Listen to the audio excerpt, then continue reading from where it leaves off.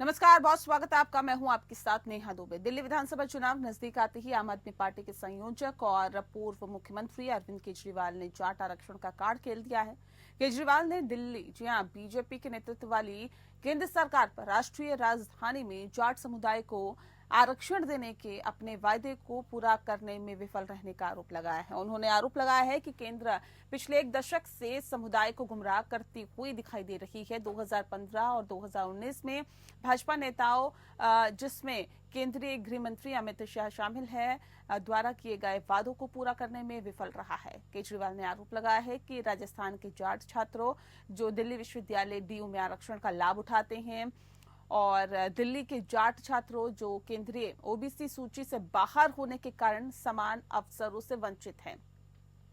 उन्होंने तर्क दिया है कि दिल्ली में हजारों जाट छात्रों को डीयू में प्रवेश पाने में कठिनाइयों का सामना करना पड़ता है। केजरीवाल ने आगे दावा किया है कि दिल्ली के भीतर ओबीसी श्रेणी के तहत मान्यता प्राप्त होने के बावजूद केंद्र सरकार ने दिल्ली में जाटों को ये लाभ नहीं दिया है। उन्होंने इसे विश्वासघात बताया और सरकार के संस्थानों में आरक्षण तक पहुंच सुनिश्चित करने के लिए केंद्रीय ओबीसी सूची में उनके समावेश करने की मांग की है। और साथ ही इसके जवाब में नई दिल्ली से भाजपा उम्मीदवार और पूर्व सांसद परवेश वर्मा ने केजरीवाल पर जाति के आधार पर दिल्ली को विभाजित करने का आरोप लगाया है, क्योंकि उनका राजनीतिक प्रभाव कम हो रहा है।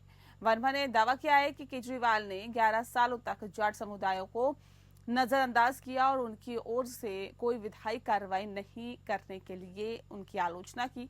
वर्मा ने तर्क दिया कि राष्ट्रीय ओबीसी आयोग के लिए संवैधानिक मान्यता प्रधानमंत्री मोदी ने प्रदान की थी और कहा कि ओबीसी सूची में किसी भी शामिल को आयोग को भेजे जाने से पहले राज्य सरकार की स्वीकृति की आवश्यकता होती है। और उन्होंने विशेष सत्र आयोजित करने के बावजूद जाट समावेश के लिए प्रस्ताव पारित नहीं करने के लिए केजरीवाल की सरकार की आलोचना की है। वर्मा ने जाटों के लिए ओबीसी दर्जे से संबंधित कैलाश गहलोत के 2 पन्ने और 2 पत्रों का भी उल्लेख किया है, और जिसके बारे में उन्होंने दावा किया कि केजरीवाल ने उन्हें अनदेखा किया था। उन्होंने उत्तर प्रदेश, उत्तराखंड और केंद्र में भाजपा के नेतृत्व वाली सरकारों को पहले जाट आरक्षण हासिल करने का श्रेय दिया।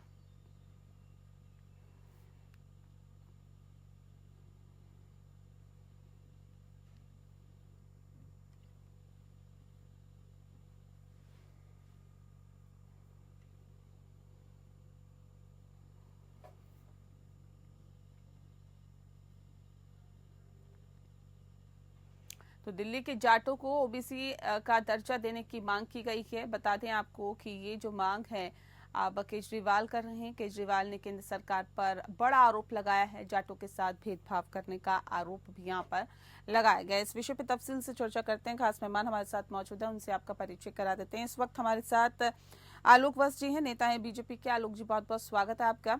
हमारे साथ वैभव श्रीवास्तव जी जुड़ गए हैं, प्रवक्ता हैं आम आदमी पार्टी के। वैभव जी, आपका भी बहुत बहुत स्वागत है।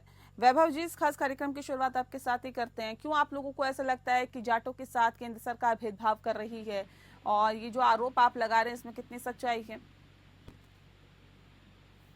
देखिए नेहा जी, सबसे पहले तो आपको नमस्कार, बाकी सभी प्रवक्ताओं को मेरा नमस्कार, और जो भी दर्शकगण आपका प्रोग्राम देख रहे हैं उनको मेरा नमस्कार। नेहा जी, आम आदमी पार्टी ने ये बात मीडिया और पटल पे क्या रखी केंद्र सरकार के साथ, बीजेपी को ऐसी मिर्ची लगनी शुरू हो गई कि हाय तौबा मचाना शुरू कर दिया कि जैसे कितने बड़े ये सरोकार बनते हैं, कितने बड़े रहनुमा बनते हैं सारे सबके। मैं इनको स्टेप बाय स्टेप मैं डेट याद दिलाना चाहूंगा। 26 मार्च 2015 को प्रधानमंत्री जी से मुलाकात हुई जाट नेताओं की दिल्ली के, और उन्होंने वादा किया कि हम आपको जाट आरक्षण देंगे। 8 फरवरी 2017 को यही सिलसिला हुआ। 2019 के लोकसभा चुनाव में यही हुआ, 2022 में यही हुआ, और आखिरी में अभी हमारे साथ जो लास्ट इलेक्शंस हुए थे, इसमें केंद्र सरकार की तरफ से भी ये वादा किया गया था कि हम जाट समुदाय को, जो कि ओबीसी में है दिल्ली में, हम उनको सेंट्रल में भी ओबीसी का दर्जा देंगे। ये हर स्टेप बाय स्टेप पे बार बार किसी समुदाय के लिए, और ये यहाँ केवल बात, और आपको मैं ऐड कर दूं कि दिल्ली सरकार ने जो बात रखी है, दिल्ली सरकार के साथ जब जाट समुदाय के नेताओं की उनके साथ मीटिंग हुई, उन्होंने बात रखी क्योंकि उनको भी ये बात लगती है कि शायद अरविंद केजरीवाल ही वो नेता है जो ये बात उचित प्लेटफॉर्म पे रख के डिलीवर करवा सकते हैं। केवल जाट समुदाय की बात नहीं है नेहा जी, हमें ये रावत, रौनिया, राय, तंवर, चारण और ऐसे अन्य हमारे समुदाय भी हैं, जातियां भी हैं जिनको दिल्ली में ओबीसी का दर्जा प्राप्त है लेकिन केंद्र में नहीं है। तो दिल्ली सरकार उन सभी समुदाय, उन सभी वर्ग के लिए केंद्र सरकार से निवेदन करती है करे, क्योंकि वो उन्होंने पहले भी कई बार ये बात बोली है कि हम इनको देंगे, लेकिन केवल और केवल भाजपा की तरफ से राजनीति की गई है। और प्रवेश वर्मा कह रहे हैं कि ओबीसी सूची में किसी भी को शामिल, सुन लीजिए, प्रवेश वर्मा कह रहे हैं कि किसी भी सूची में, ओबीसी की सूची में किसी को भी शामिल करने से पहले राज्य सरकार की स्वीकृति की आवश्यकता होती है। दी क्या आप लोगों ने? देखिए, ये तो हास्यास्पद बात है प्रवेश वर्मा जी की। 2015 से फिर ये क्यों चिल्लाते आ रहे हैं कि हम देंगे हम देंगे। देखिए, दिल्ली सरकार की तरफ से कोई भी औपचारिकताएं बाकी नहीं है। आपकी तरफ से पहल करने की जरूरत है। आपकी जो केंद्रीय ओबीसी वर्ग आयोग है, इसमें उसकी खामियां दूर करने की आवश्यकता है। और दिल्ली की तरफ से ऑलरेडी ये नोटिफाइड है ओबीसी में। ये केंद्र सरकार है जिसको इनको नोटिफाई करना है सभी जातियों को। तो ये मैं फिर से कह रहा हूँ, भारतीय जनता पार्टी को अभी तक याद क्यों नहीं आई? हम अरविंद केजरीवाल और आम आदमी पार्टी की तरफ से ये बात क्या आप पटल पे और इस बात की कमिटमेंट क्या दी गई उनको? बीजेपी को मिर्ची लगनी शुरू हो गई। अभी तक कहाँ थे आप? इतने समय तक आप क्या कर रहे थे? हमने मान लीजिए नहीं किया, आप क्या कर रहे थे? प्रस्ताव पारित कराते ना, अगर आप लोग इतने हितैषी है तो। हम तो कह रहे हैं हम हर चीज करने को तैयार है, तो क्यों नहीं कराया? पॉइंट ये है ना कि ये केंद्र सरकार की तरफ, मैं फिर से कह रहा हूँ नेहा जी, ये केंद्र सरकार की तरफ से इन वर्गों को ओबीसी में डालने के लिए विशेष सत्र आयोजित करने के बावजूद भी, सर, विशेष सत्र आयोजित करने के बावजूद भी जाट समावेश के लिए प्रस्ताव पारित नहीं करना और फिर आरोप लगाना, ये क्या बताता है? नेहा जी, मैं आपके माध्यम से और किसी और केंद्र सरकार से भी इसकी मैं उनसे आधिकारिक रूप से मांगना चाहूंगा, क्या कि विधानसभा से प्रस्ताव पारित करना जरूरी है? ये किस तरह की बात है नेहा जी? ये मैं कहता हूँ, भारतीय जनता पार्टी कुछ भी झूठ हम बोलने शुरू करते हैं और मीडिया के हमारे साथी भी वही बोलना शुरू कर देते हैं। कोई औपचारिकताएं बाकी नहीं है दिल्ली सरकार की तरफ से। दिल्ली सरकार ने नोटिफाई कर रखा है, केंद्र सरकार को नोटिफाई करना है। किस चीज का प्रस्ताव चाहिए? नहीं, जाटों के आरक्षण को लेके सरकार आप कितनी सजग है, मुझे ये बता दीजिए। आप कितने सजग हैं? आम आदमी पार्टी कितनी सजग है? आम आदमी पार्टी की सरकार कितनी सजग है? और अगर आज आपको जाटों की याद आ रही है तो इससे पहले क्यों नहीं आई आप लोगों को याद? देखिए, हमारी तरफ से देखिए, जाट जो वर्ग है दिल्ली में, खासतौर से जो हमारे साथ जो साथी रहते हैं जाट भाई हमारे, बहुत हद तक किसान संप्रदाय से जुड़े, किसानी का काम करते हैं। और आज भी दिल्ली में हमने ऑलरेडी दिल्ली में उनको ओबीसी का दर्जा प्राप्त है। किसानों के लिए और इस वर्ग के लिए क्या क्या किया गया है आम आदमी पार्टी दिल्ली सरकार की तरफ से, वो दिल्ली जानती है। पूरे देश में सबसे ज्यादा मुआवजा कहीं है तो वो दिल्ली सरकार ने दिया है, 50,000 रुपए प्रति हेक्टेयर के हिसाब से। अगर फसल में कोई भी प्रॉब्लम आती है तो सबसे ज्यादा जो किसानों को सब्सिडीज भी दी गई हैं वो दिल्ली सरकार की तरफ से दी गई हैं। खेत है सर, ये तो सब जानते ही हैं। आलोक जी का मैं रुक कर लेती हूँ। आलोक जी, देखिए, सीधे सीधे आरोप लग रहे हैं, आप लोग भेदभाव कर रहे हैं जाटों के साथ। देखिए नेहा जी, हम किसी के साथ भेदभाव नहीं कर रहे हैं। हाँ। हमारी जितनी जन कल्याणकारी नीतियां हैं उसका लाभ समाज के हर वर्ग को मिल रहा है और भरपूर मिल रहा है। यही कारण है कि जाट लैंड में हमने, ये तो 0/0 पे आउट हो गए हरियाणा में, और हमने वहां पर प्रचंड बहुमत हासिल किया। वहां के किसान, वहां के जाट सबने बढ़ चढ़कर वोट दिया। दिल्ली के जाटों की बात करिए ना सर, दिल्ली के जाटों के ऊपर आरोप लगा रहे हैं कि आप और अब भेदभाव कर रहे हैं उनके साथ। इस देश को ये फ्री की रेबड़ी बांटने का अगर कोई भी आविष्कारक है, प्रणेता है, तो उसका नाम है केजरीवाल। लोगों को फ्री करके इन्होंने बर्बाद कर दिया है। आज दिल्ली के अंदर इन्होंने मार्च में 1,000 रुपये देने का वादा किया था महिलाओं को, वो तो दिया नहीं। पंजाब में 1000 देने का वादा किया था, 1 रुपया अभी तक नहीं दिया, और अब 2100 देने का वादा कर रहे हैं कि हम जब आएंगे सरकार में तब। आज इनको ये चौथे टर्म में वहां पर राज कर रहे हैं, जाटों के बारे में कोई ख्याल नहीं आया। जब चुनाव में कुर्सी हिली नजर आ रही है, भाजपा का प्रचंड वेग इनको हिला रहा है, तो इनको जाट याद आ गए कि अब जाटों को भी अपने तरफ करने की कुछ कवायद कर ले। ये कुछ भी कर ले, इस बार दिल्ली की जनता ने नरेंद्र मोदी के नेतृत्व में जिस तरीके से सभी राज्य आगे बढ़ रहे हैं प्रचंड बहुमत देकर, दिल्ली की जनता ने भी ठान लिया है कि यहाँ पर भारतीय जनता पार्टी को प्रचंड बहुमत से लाना है और आपको इस बार जाना पड़ेगा। ठीक है वैभव जी, वाकई कुर्सी हिल रही है क्या? उसके बाद जाटों की याद आई है, ऐसा लग रहा है, क्योंकि बीजेपी तो यही आरोप लगा रही है। नेहा जी, मैं फिर से बोलना चाहूंगा, देखिए हमने नवंबर के महीने में अपना कैंपेन शुरू किया। हमने जब महिलाओं की बात की, महिलाओं के सम्मान की बात की, उनके फ्री बस यात्रा की बात की, तो भाजपा वाले बोलने लगे कि ये महिलाओं के पीछे पड़े, महिलाओं को साधना चाहते हैं, महिला वोट बैंक को साधना चाहते हैं। हमने पुजारी ग्रंथि योजना की बात की तो ये पुजारी वर्ग को साधना चाहते हैं। हमने बुजुर्गों की बात की तो बुजुर्ग वर्ग को हम साधना चाहते हैं। 10 साल में कितनी बार जाटों की याद आई है तो बताइए। नेहा जी, मैं आ रहा हूँ उस पे। अब हम जाटों की बात कर रहे हैं, जाटों को साधने की बात कर रहे हैं।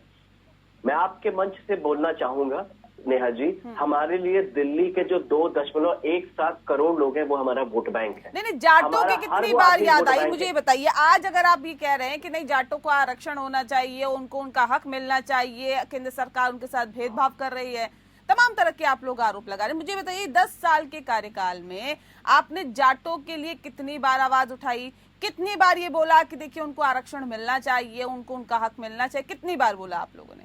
नहीं नेहा जी, हमारे पास जाट समुदाय के नेता आए, उनसे डिस्कशन हुई और हमने बात रखी। कहाँ रखी सर?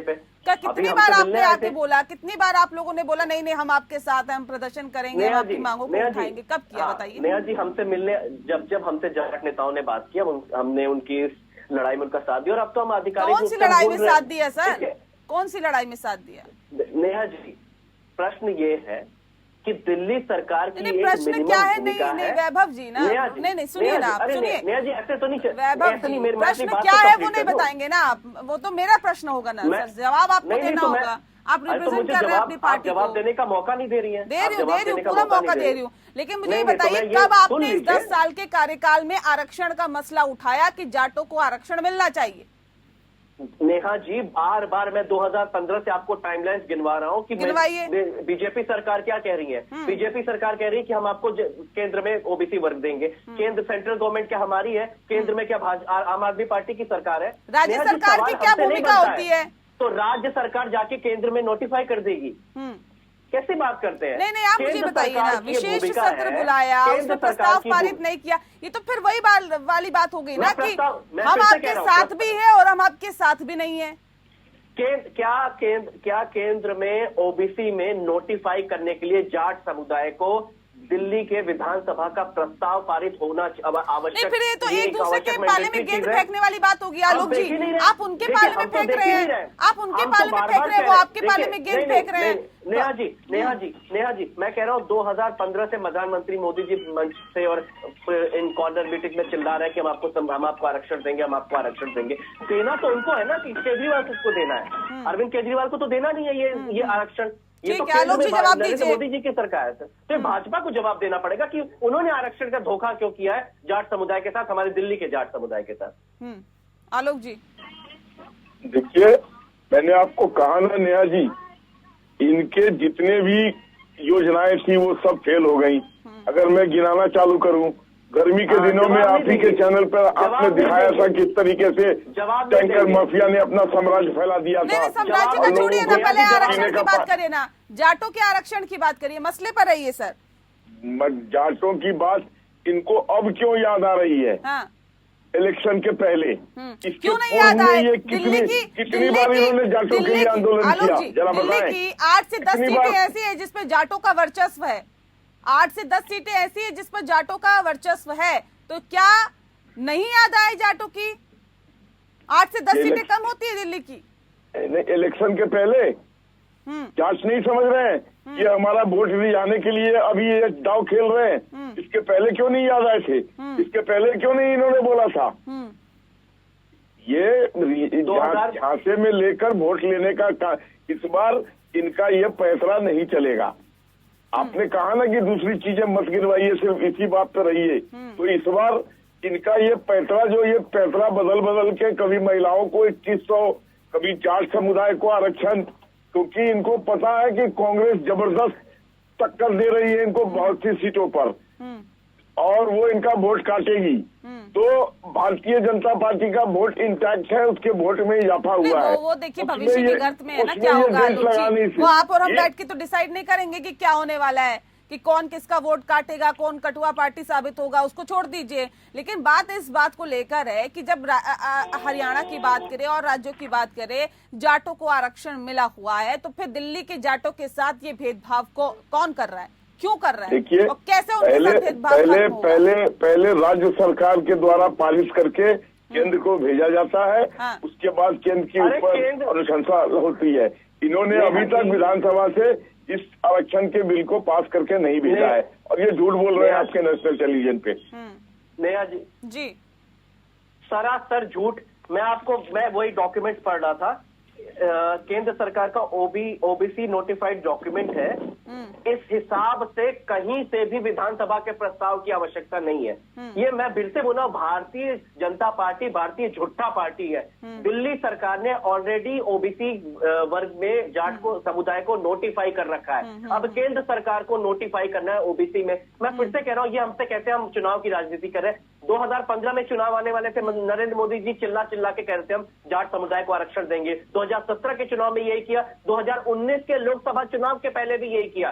तो आप राजनीति आप कर रहे हैं। आम आदमी पार्टी तो हर उस वर्ग के साथ खड़ी है जिसके हित की रक्षा करने की आवश्यकता है। और दिल्ली का हर एक वर्ग हो, चाहे वो महिला हो, बुजुर्ग हो, जाट समुदाय हो, दलित समुदाय हो, कोई भी समुदाय हो, सबके साथ आम आदमी पार्टी खड़ी है। भाजपा ने बार बार ये बात धोखा दिया है। और ये जो बाहरी जो लोग हैं, जो बाहरी दिल्ली के जो हमारे जाट समुदाय के लोग हैं, इनकी एक और प्रमुख मांग थी, मैं नेहा जी आपके चैनल से वापस से उठाना चाहूंगा।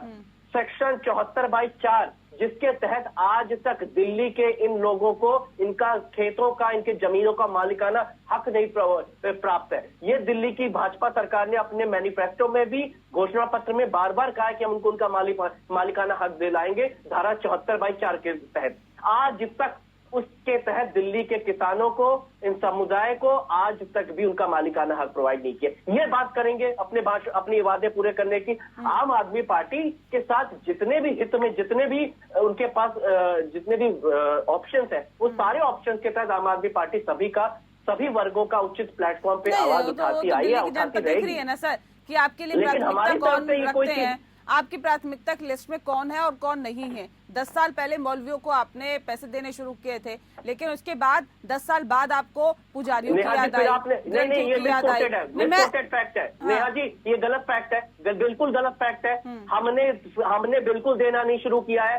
वक्फ बोर्ड, दिल्ली वक्फ बोर्ड, इसी तरह उत्तर प्रदेश वक्फ बोर्ड, हरियाणा वक्फ बोर्ड, डिफरेंट स्टेट के जो वक्फ बोर्ड है वो मौलवियों को तनख्वाह देते हैं। ये आज से नहीं है। तो केजरीवाल जेल गए तब से 1.5 साल से क्यों नहीं मिला? वक्फ बोर्ड क्यों नहीं दे पा रहा मौलवियों को? एग्जैक्टली, देखिए बिल्कुल वो उसमें इरेगुलरिटीज आई थी। वक्फ बोर्ड के चेयरमैन अमानुतुल्लाह जी थे, उनको अरेस्ट कर लिया गया था। विभिन्न ब्यूरोक्रेटिक प्रॉब्लम्स आई, लेकिन क्रेडिट लेना छोड़ दीजिए ना, फिर क्रेडिट लेना छोड़ दीजिए। केजरीवाल छोड़ दे क्रेडिट लेना कि हम मौलवियों को पैसे नहीं दे रहे। नहीं नेहा जी, हमने ये कहा है कि हम उनको दिलवा देंगे, विश्वास रखिए। दिलवाएंगे नहीं दिलवाएंगे, फिर क्रेडिट लेना छोड़ दीजिए ना। आप मौलवियों के लिए नहीं कर रहे तो बता दीजिए कि हम मौलवियों के लिए नहीं कर रहे जी, वो तो वक्फ बोर्ड कर रहा है। हम सबके लिए कर रहे हैं। हम तो कह रहे हैं हम सारे वर्गों के लिए कर रहे हैं। सारे वर्गों के साथ अरविंद केजरीवाल, उनका भाई, उनका बेटा खड़ा है। हर वर्ग के लिए, हर जाति के लिए। हमारे लिए कोई वर्ग जाति, सब दिल्ली के लोग हमारे भाई हैं, हमारे परिवार के सदस्य हैं। हम सबके साथ खड़े हो, चाहे वो पुजारी हो, ग्रंथी हो, मौलवी हो, महिला हो, बुजुर्ग हो, बच्चे हो, किसी के साथ। ठीक है आलोक जी, अगर अभी की बात करें तो आप कह रहे देखिए दिल्ली सरकार प्रस्ताव पास करके आए। दिल्ली तो केंद्र शासित प्रदेश है सर, बहुत सारे ऐसे अधिकार है जो दिल्ली सरकार के पास है ही नहीं, केंद्र की तरफ ही है, राज्यपाल के पास है। अब ऐसे में अगर आप ये कहें कि दिल्ली सरकार प्रस्ताव पास करके आगे करे, बहुत सारे राज्य ऐसे जहां पे आपने तमाम तरह के अपने नए नियम कानून लागू कर दिए, आपने नए नए कानून बना दिए, नई नई चीजें लागू कर दी, पूछा क्या प्रदेश सरकार से? देखिए, ये मामला संवैधानिक है और इसमें संवैधानिक रूप से राज्य को विधानसभा में पारित करके केंद्र को भेजना होता है, जो इन्होंने अभी तक नहीं किया है। दूसरी बात इन्होंने जिसको चीफ मिनिस्टर में प्रोजेक्ट किया है माननीय श्री अरविंद केजरीवाल जी को, वो तो इन्होंने सरासर दिल्ली की जनता के साथ झूठ किया है। सुप्रीम कोर्ट ने उनको आदेश दे रखा है कि अगर वो चीफ मिनिस्टर होते हैं तो चीफ मिनिस्टर के दफ्तर में नहीं जा सकते, किसी फाइल पे नहीं साइन कर सकते। आज भी ये चीज उन पर लागू है, तो ये कैसे चीफ मिनिस्टर बन सकते हैं? ये सरासर दिल्ली की जनता को झूठ बोल रहे हैं कि ये चीफ मिनिस्टर के कैंडिडेट है। जो चीफ मिनिस्टर अपने ऑफिस में नहीं जा सकता है, किसी फाइल पर दस्तखत नहीं कर सकता है, कोई मीटिंग नहीं होल्ड कर सकता है, वो किस बात का चीफ मिनिस्टर होगा? मुझे ये समझा दीजिए। इस बार भारतीय जनता पार्टी का साफ सुथरा चेहरा चीफ मिनिस्टर होगा और दिल्ली को डबल इंजन की सरकार मिलेगी। हमारी जन कल्याणकारी कार्यों का भरपूर लाभ मिल रहा है इनको।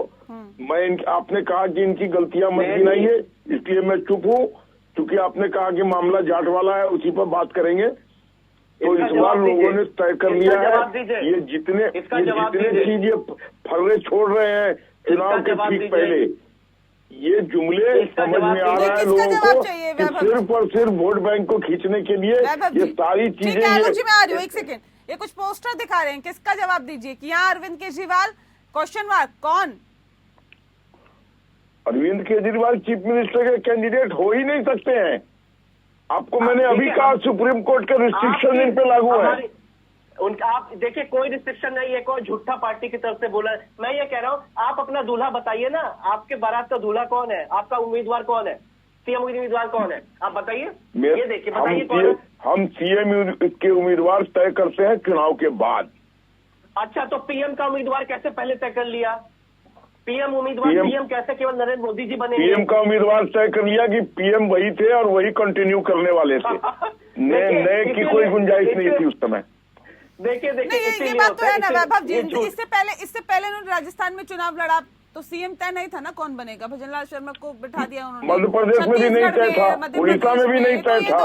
भारतीय जनता पार्टी की रीत और नीत है, ये अपने हिसाब से काम कर रहे हैं। लेकिन सवाल इस बात को लेकर है, कि जो जाटों के आरक्षण का मसला है ना सर, वो चुनाव से ऐन पहले क्यों आया है सामने, ये एक बड़ा सवाल है। जाट भी इसमें परेशान है कि देखिए एकदम से हमारी सुध ले ली गई, हम तो तमाम बार मिलते रहे, बातचीत करते रहे, लेकिन हमारी सुध लेने वाला कोई नहीं था, ना तो प्रदेश सरकार ना केंद्र सरकार, और एकदम से अब हमारा मसला जो है वो राजनीति में गर्मा गया है। वजह इसके पीछे सिर्फ और सिर्फ चुनाव है, लेकिन इसका कितना फायदा और कौन सी पार्टी को मिलेगा ये आने वाला वक्त बताएगा। बहुत शुक्रिया आप दोनों मेहमानों का हमारे साथ इस खास चर्चा में शामिल होने लगे। खास पेशकश में इतना ही, नमस्कार।